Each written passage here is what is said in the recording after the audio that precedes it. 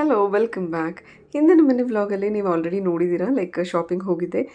ರಿಚನ್ಗೆ dry ಫ್ರೂಟ್ಸಿಂದ fine powder use ಮಾಡಿ ಲಡ್ಡು ಮಾಡೋಣ ಅಂತ ಹೇಳಿಬಿಟ್ಟು ಇದಕ್ಕೆ ನಾನು different varieties of nuts and ಸೀಡ್ಸ್ನ ಯೂಸ್ ಮಾಡ್ತಿದ್ದೀನಿ.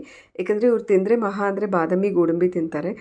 ವಾಲ್ನಟ್ಸ್ ಆಗಲಿ, pumpkin seeds, sunflower seeds, flax seeds ಈ ಥರದ್ದು ಯಾವುದನ್ನು ತಿನ್ನಲ್ಲ. ಸೊ ಹಾಗಾಗಿ ಇದನ್ನೆಲ್ಲ ಹಾಕಿ ಮಾಡ್ತಾಯಿದ್ದೀನಿ. ಇದಕ್ಕೆ ಇಷ್ಟೇ ರೇಷು ಅಂತ ಏನೂ ಇಲ್ಲ.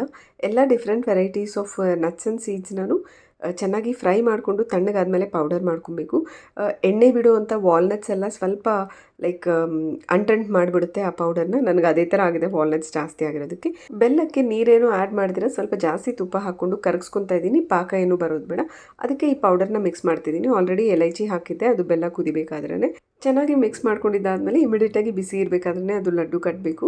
ಇಲ್ಲ ಅಂತ ಹೇಳಿ ಅಂದರೆ ಹಾರ್ಡಾಗಿಬಿಡುತ್ತೆ, ಪುಡಿ ಪುಡಿ ಥರ ಇರುತ್ತೆ. ಆ್ಯಂಡ್ ನೀವೇನಾದರೂ ಬೆಲ್ಲ ಪಾಕ ಥರ ಮಾಡಿಬಿಟ್ರೆ ಲಡ್ಡು ತುಂಬ ಗಟ್ಟಿಯಾಗಿ ಬರುತ್ತೆ. ಮತ್ತೆ ಸಿಗೋಣ. Love you all. ಬಾಯ್.